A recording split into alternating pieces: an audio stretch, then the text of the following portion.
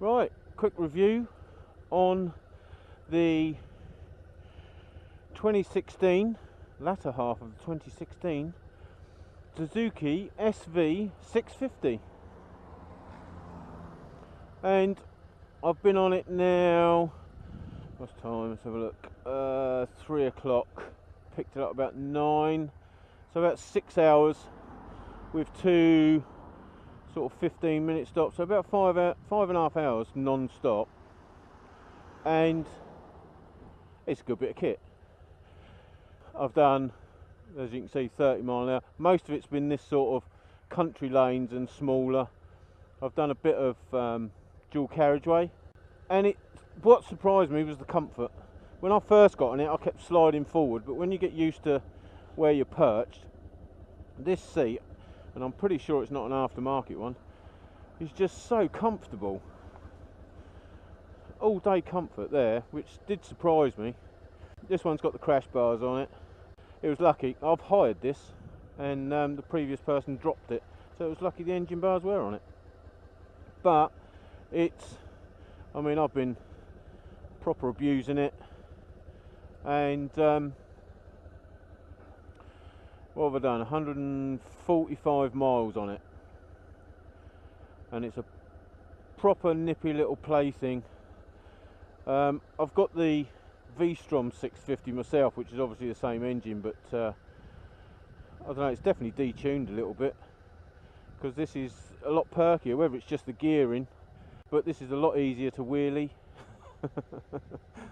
and just shoots through the gears, especially when you're first starting out. It'll do, what I had it up to 112, but as I say, I've only been on the little country lanes. You've got a trip meter, and it also tells you your miles per gallon as you go along. Who cares? And then obviously your rev counter at the top, and speedo, gear indicator, which I do appreciate, and obviously your temperature gauge, and then the obvious warning lights. You've got engine stop, engine start, hazard lights, indicators, horn. You know, it is just the basics. It is a budget bike, which pretty much all Suzukis are. But yes, it's quite a little beast, really. As I say, it's got to be lower geared, because it does come up a lot easier than the V-Strom.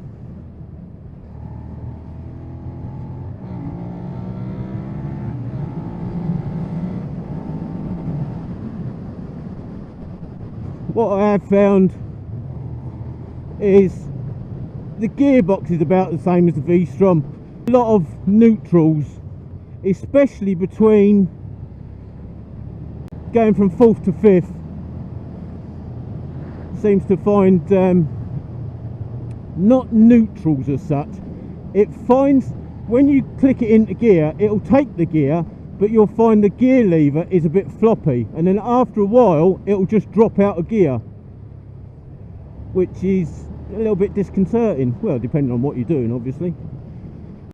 Apart from that, really good fun bike, worth the money. I mean, I don't know how much these cost brand new, but this is more than enough.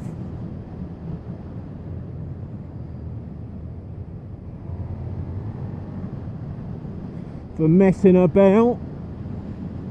And round town, I've done a bit of filtering and everything on it. It is so nimble, and you are sat up quite nicely, so it is nice to see over the top of the cars and have good control whilst filtering or doing slow manoeuvres. But then you've always got that option of twisting the throttle and getting out of trouble.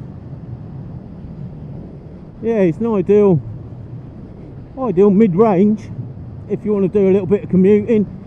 I'd say in the colder weather or the rainy weather, you probably want some sort of screen or something. This probably wouldn't suit. I ride all the way through the winter, and I definitely appreciate a screen in front of me, especially for the worst of the weather. Keep some of the wind blast off. and definitely keep some of that rain off of you.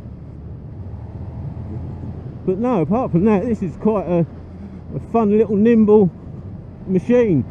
It could do with a louder exhaust. There really isn't any note, any worthwhile note coming from the exhaust at all.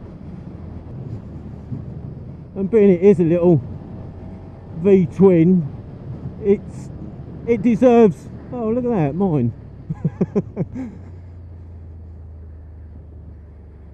Wow, that's quite fabulous. Is this a photographic opportunity?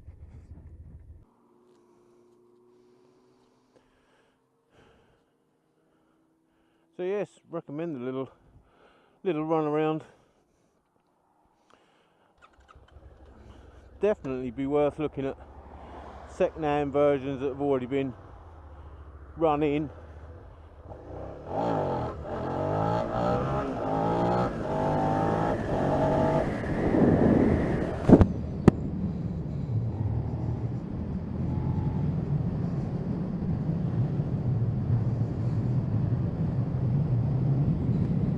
So there you go. It is basic, it is ABS, this particular version. Apart from that, it is exactly what you pay for. It's got that solid Suzuki engine in it, which are all good. Suzuki gearboxes are all good. You know, as long as you'll get regular oil and oil filter changes, that'll last for a hell of a long time.